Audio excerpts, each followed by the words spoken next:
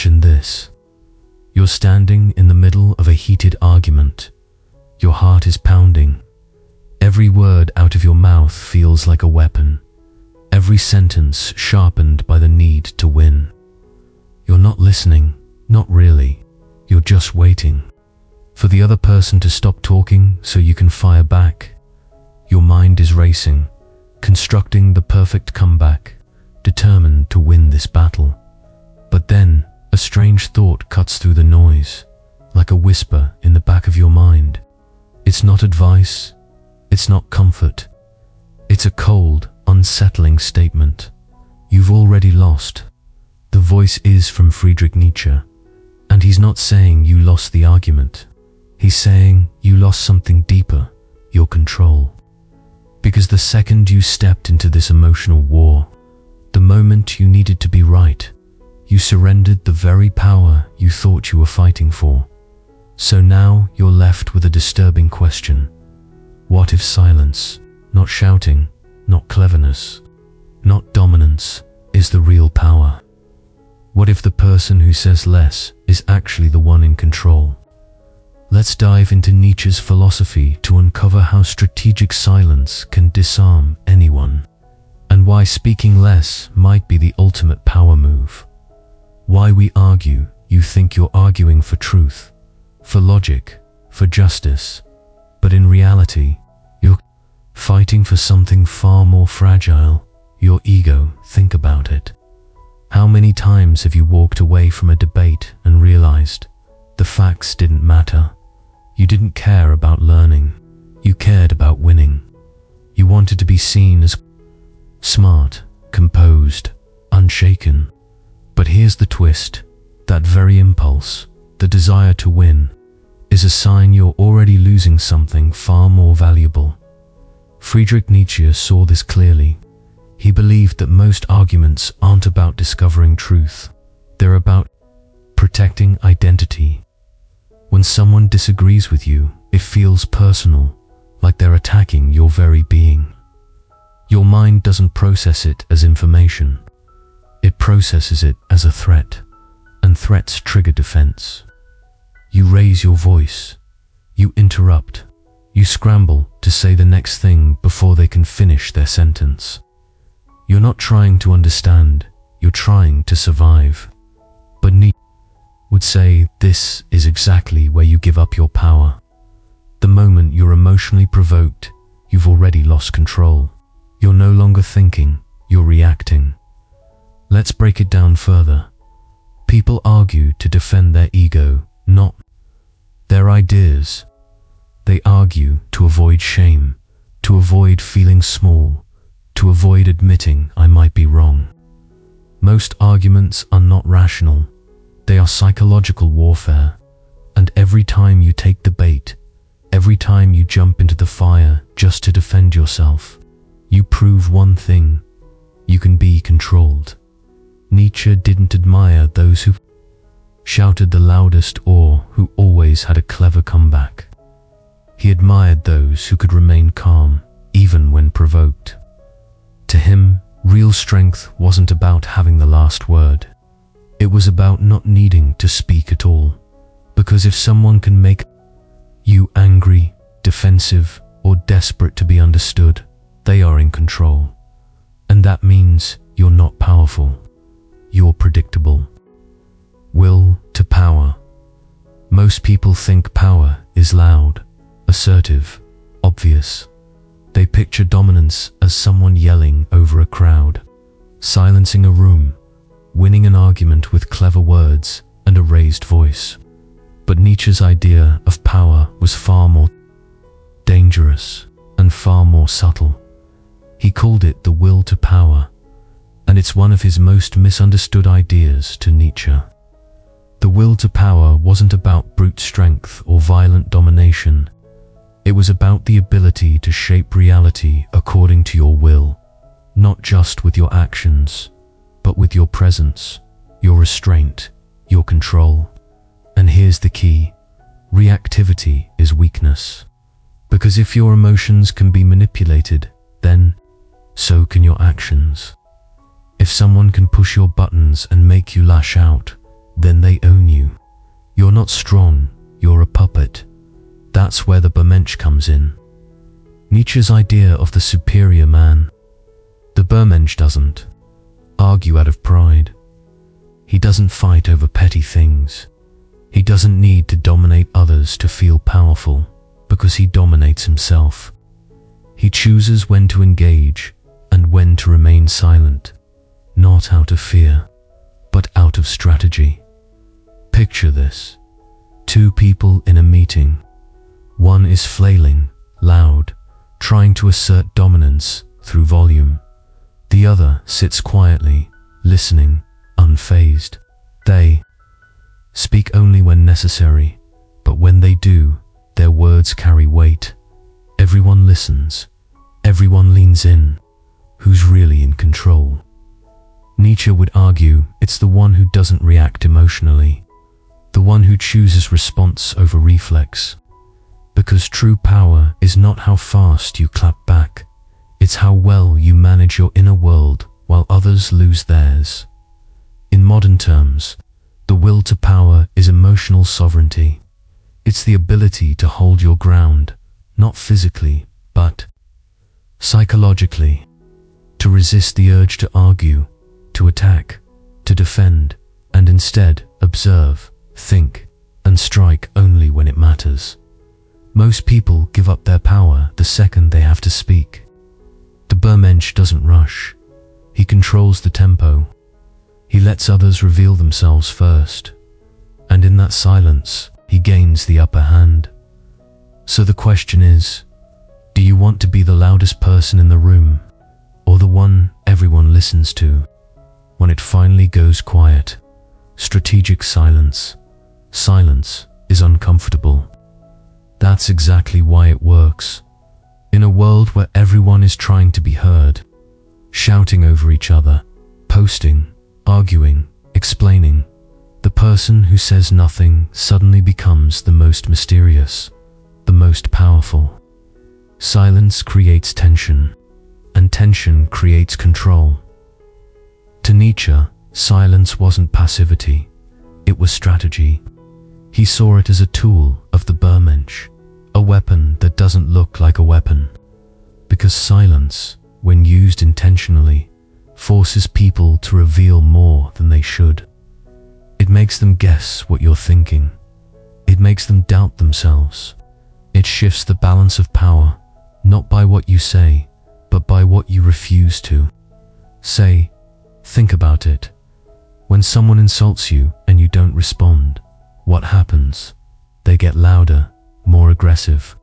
They start exposing their own insecurities because they were expecting a fight. And when you don't give it to them, they unravel. That's power. In negotiation, silence forces the other side to fill the void. In interrogation, it pressures people to confess. In relationships, it can make someone question everything just because you didn't reply. And in arguments, it can flip the entire dynamic, making the other person look desperate, emotional. Out of control, Nietzsche's view was simple. If your enemy is emotional, they're weak. And silence is a fast way to trigger that emotion in others while keeping yourself composed. But this isn't about manipulation for the sake of being cold. It's about self-possession, knowing that you don't have to respond to every provocation, that your power doesn't come from sounding right, but from being untouchable. The Übermensch isn't silent because he has nothing to say. He's silent because he doesn't need approval. He speaks with precision, not desperation. His words are rare, and that makes them valuable. Strategic silence is not the absence of strength. It's a containment of it. Like a coiled spring or a drawn bow, it builds pressure. It demands attention. And when finally released, it lands with far more force than endless noise ever could. So the next time you're pulled into a conflict, ask yourself, what happens if I say nothing? Because sometimes silence speaks the loudest. Historical examples of silent power. This idea of silent power isn't just philosophy. It's proven in history, in the minds of thinkers, the vision of innovators, and even the blade of warriors. Three men, centuries apart, mastered the art of strategic silence in three very different worlds. But they all reached the same truth. You don't win by reacting. You win by controlling the terms of engagement. Let's start with Socrates. He never yelled. He never pointed fingers. He didn't argue to crush his opponents.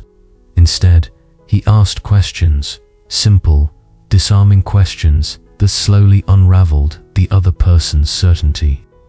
It was called the Socratic method, and it still shapes intellectual debate today. Instead of telling people they were wrong, he made them realize it themselves. He'd ask a proud politician, "What is wisdom?" and then listen. Every answer followed by another question. No shouting, number, emotional defense, just silence, curiosity, and precision. By the end, his opponents weren't defeated by Socrates. They were defeated by their own contradictions. That's silent power. Now fast forward to the modern world. Steve Jobs. He didn't avoid conflict. He orchestrated it. But he never argued. Just to win, he argued when it mattered. And when he did, he let silence work for him. One famous story. The debate over whether the first iPhone should have a keyboard. His team insisted it needed one. Jobs stayed calm. He didn't slam the table.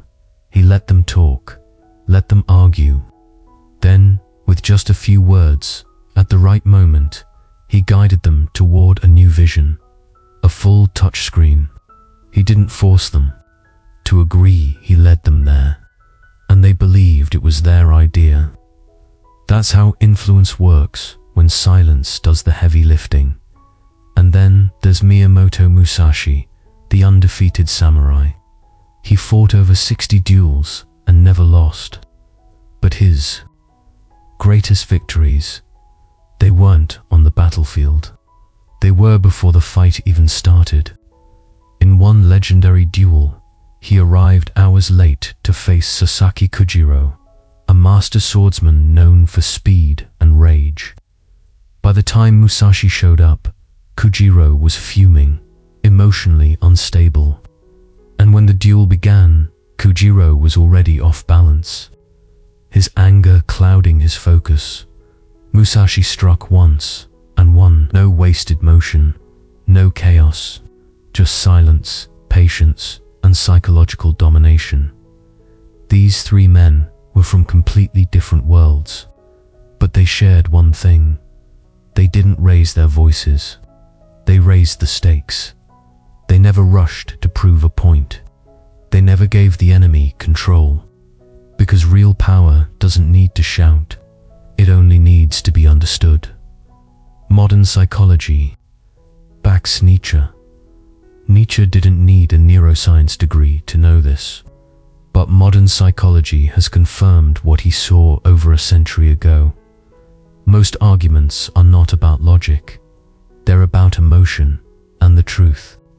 Your brain is wired to lose them. Let's start with the cognitive traps. Your mind doesn't want truth. It wants comfort. It wants certainty. So when someone challenges your beliefs, your brain doesn't say, "Let's examine that." Instead, it throws up walls. This is called confirmation bias. Your brain cherry-picks information that agrees with you and ignores everything else. Then there's the backfire effect. When people are confronted with evidence that contradicts their views, they don't change. They dig in deeper. They double down. It gets worse. The Dunning-Kruger effect shows that the less people know about something, the more confident they are in their opinions. That means the loudest person in the room is often the one who understands the topic the least. Combine that with social media, where likes and shares reward emotional takes over thoughtful ones, and you've got a world where everyone argues, but no one listens. Nietzsche warned about this long before any lab study. He understood that emotional reactivity is weakness. When you need to prove yourself, you've already placed yourself beneath the person you're arguing with, because now you're responding on their terms. But modern psychology goes deeper, ever. Notice how some arguments make you feel attacked, even if the topic is abstract, like politics or religion. That's because we don't just defend ideas, we defend identity. When someone disagrees with you on something personal, your brain sees it as a threat to who you are, not just what you think. That's why arguments about beliefs escalate so quickly. You're not just disagreeing, you're fighting for psychological survival. This is exactly why Nietzsche's Übermensch remains calm. He doesn't get sucked into emotional traps. He doesn't argue from insecurity. He listens, he observes, and then, if the moment is right, he responds with purpose. Psychologists also found that people who stay calm in disagreements are seen as more credible. Their words carry more weight. Their restraint creates trust. We instinctively interpret composure as confidence, and confidence as power. That's why the one who stays silent often wins, not because they're withholding, but because they're in control. Nietzsche understood this before MRI machines could scan the brain. His philosophy wasn't cold detachment. It was about mastering the mental battlefield, not reacting out of fear, but responding from strength. So the next time you're about to argue, remember this: you're not fighting over facts. You're fighting over who gets to stay calm and who gets exposed. When to stay silent versus when to engage. Silence is power, but that doesn't mean you stay silent forever. Nietzsche wasn't telling you to become a monk or hide from confrontation. He wasn't preaching cowardice. He was teaching discipline. The kind that lets you choose exactly when to speak and when to stay silent. The weak argue because they need to. The powerful argue because they choose to. And that difference is everything. So how do you know which is which? When should you hold your tongue, and when should you strike? Let's start with when to stay silent. If the argument is just about ego, stay silent. If the other person is not open to change, if they're arguing in bad faith, if it's just about making noise or getting a reaction, say nothing. Don't waste energy trying to prove yourself to someone who's already made up their mind. If you feel triggered, pause. That's your cue. Because the urge to jump in is usually the ego saying, don't let them get away with that. But if you're trying to defend your identity, you're no longer in control. You've already given them power over your emotional state. But here's the other side. When should you engage? When the argument sharpens your thinking. When it reveals something deeper, not just about others, but about yourself. When it has the potential to shift power, expose a lie, or plant a seed of truth that will grow long after the conversation ends. These aren't fights for ego, they're fights for influence. Nietzsche believed in conflict, but only when it leads to mastery. The Übermensch doesn't avoid challenge. He just doesn't pick battles that cost more energy than they're worth. If he speaks, it's because the outcome matters. If he argues, it's not to dominate, it's to elevate. Think of a blacksmith forging a sword. He doesn't swing the hammer at random. Every strike is timed, deliberate, purposeful. That's how the blade gets sharp. Same with words. Same with conflict. Used wisely, tension is how you grow stronger. Used carelessly, it breaks you. So ask yourself, before you speak, is this an emotional reaction or a strategic decision? Am I trying to prove I'm right or trying to move the conversation forward? Will this fight sharpen me or just drain me. Because silence isn't about weakness, and arguing isn't always about strength. Real power lies in knowing the difference, and only the disciplined ever learn to choose. The 100-word challenge. Imagine this: you wake up tomorrow with a message burned into your mind. A voice says, you only have 100 words left to speak in your entire life.